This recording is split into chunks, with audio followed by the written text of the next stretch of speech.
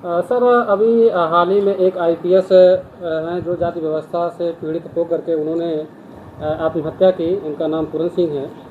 Sir आप उस संदर्भ में क्या कहना चाहेंगे?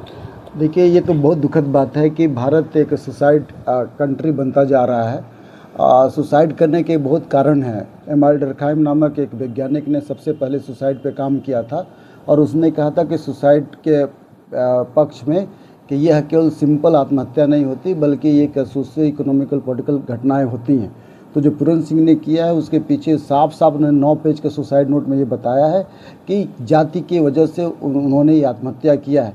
यह बात आपके माध्यम से मैं देश के प्रधानमंत्री, देश के जो सीएम हैं वहाँ पे, हरियाणा के सीएम, उनसे ये कहना चाहूँगा, जो लोग ये कहते हैं ना कि कास्ट इज बिदरिंग अवे, जब ये कह देते कि कास्ट जातियाँ ख़त्म हो गई हैं, तो उनको ये समझना चाहिए कि ये झूठ बात है। भारत एक जातिवादी देश है, भारत एक जातिवादी कंट्री है, भारत के डीएनए में कास्ट है, भारत के आत्मा में कास्ट है, भारत के हर हर हर जगहों पे जाति की घटनाएं घटती हैं। चाहे वो सीजीआई के ऊपर जूता फेंकने की बात हो, चाहे वाल्मीकि को मारने की घटना घटे, चाहे पूरन सिंह की आत्महत्या की बात हो, चाहे किसी की बात हो, इस देश के डीएनए में जाति है। यह बात इस देश के लोगों को, बहुजनों को समझना पड़ेगा। यह केवल सतही स्तर पे काम नहीं चलेगा कि आपने सतही स्तर पे कह दिया कि देश में जाति है, हिंदुस्तान में दो लाइन निकाल दिया, दैनिक जागरण में बता दिया और बता के आपने काम पूरा कर लिया। आपको आपको ये तय करना पड़ेगा कि आप करना क्या चाहते हैं। यह इस देश में जातिगत जो राजनीति शुरू से चली आ रही है, प्राचीन काल से चली आ रही है, उसको समाप्ति करने के लिए जो बाबा साहब अम्बेडकर ने एनिहिलेशन ऑफ कास्ट का समाप्ति का मॉडल दिया था, उसी मॉडल पर चलना पड़ेगा। मैं इसको हमेशा कहता हूँ कि लिबरेशन की भाषा है, लिबरेट करना पड़ेगा व्यक्तियों को, न कि रिफॉर्म करना पड़ेगा। तो यह देश सुसाइडल कंट्री की तरफ बढ़ रहा है। मैं ये कहूँगा ये कत्लगाह है जिसमें लोग सुसाइड की तरफ तेज़ी से बढ़ रहे हैं, जिसको भारत सरकार को एड्रेस करने की सख्त ज़रूरत है। सर अभी ये तो एक मामला ऐसे तमाम ऐसे मामले देखने को मिलता है, खासकर सर शेड्यूल कास्ट के लोग, शेड्यूल ट्राइब के ही लोगों के साथ में घटनाएं होती है।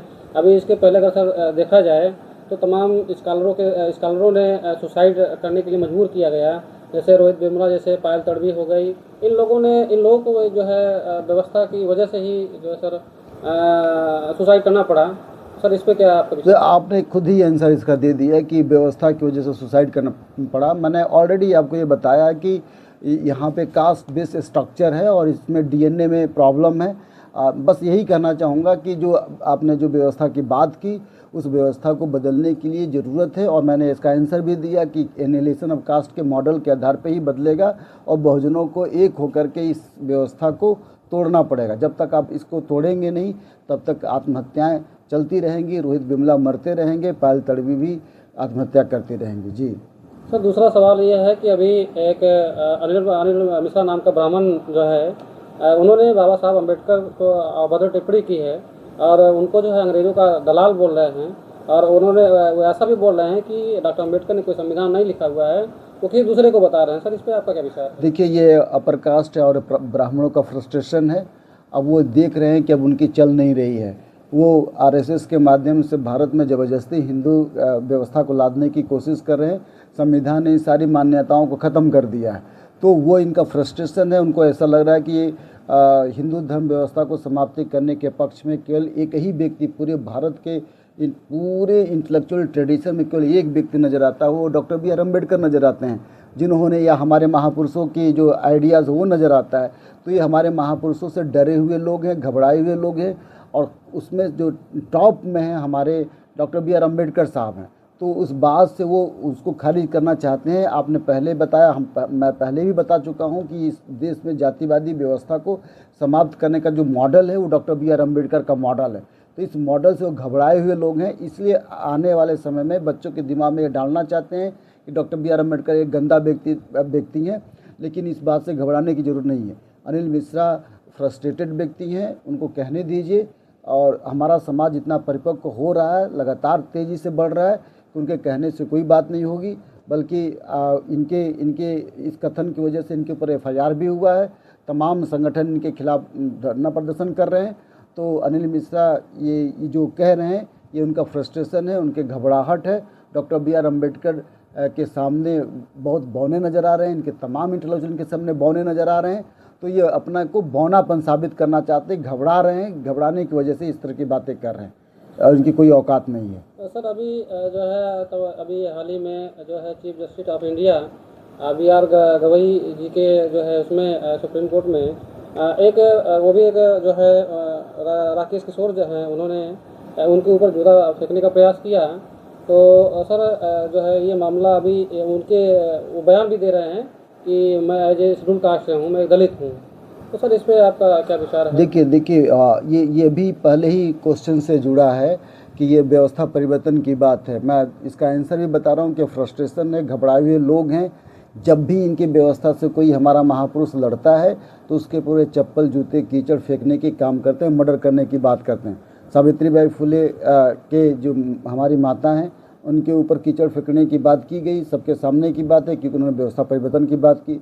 हमारे कबीरदास, हमारे महापुरुषों को मर्डर करने का प्रयास किया गया या मर्डर किया गया, ये भी चूँकि इनकी व्यवस्था के खिलाफ बात किए। रामा स्वामी पेरियार के खिलाफ भी इन्होंने बहुत ज़्यादा अत्याचार किया। बाबा साहब अम्बेडकर के खिलाफ भी इन्होंने मैंने मारने का प्रयास किया। बाबू जगदीश प्रसाद कुशवाहा के मुंह में पेशाब करके मारने की कोशिश की गई। पेरियार लल्लई यादव के साथ अत्याचार हुआ। तो जितने भी महापुरुष जो भी हिंदू व्यवस्था का विरोध करता है वो इनके दुश्मन होते हैं। और ये भी एक फ्रस्ट्रेशन है। गवई साहब के ऊपर ये जो जूता फेंकने का कृत्य है ये निश्चित तौर पे गंभीर है और अपराध युक्त है। इस पे गंभीर कार्रवाई होनी चाहिए। और मैं तो उनकी बहन का बयान आया है कि ये उनके ऊपर फेंका नहीं गया है बल्कि संविधान के ऊपर फेंका गया है। और निश्चित तौर पे ये चूँकि गवई साहब ने जो बहुजन विरासत थी उस विरासत का पक्ष लेकर बात कर रहे थे, ये उनसे पचा नहीं। ये उन्हीं ट्रेडिशन को अपनाना चाहते हैं कि नहीं हमको हमने सपने में भगवान को देखा, सपने में भगवान आकर मुझे कह रहे हैं। ये सब अपर कास्ट हिंदू हेजीमनी का हिस्सा है कि सपने में आकर भगवान कह रहे हैं। तो ये सब चुचलेबाजी है और ये कुछ भी नहीं है। यह केवल फ्रस्ट्रेशन है, यह केवल उनकी घबराहट है। और इस वजह से उन्होंने गवई साहब पे जूता फेंका। मैं ये कहना चाहता हूँ कि गवई साहब पर जूता नहीं फेंका, भारतीय संविधान पर जूता फेंका। भारतीय उस व्यवस्था, गढ़ीशाली व्यवस्था को बचाने का प्रयास करने की वजह से जूता फेंका, बाकी कुछ नहीं। बहुत बहुत धन्यवाद।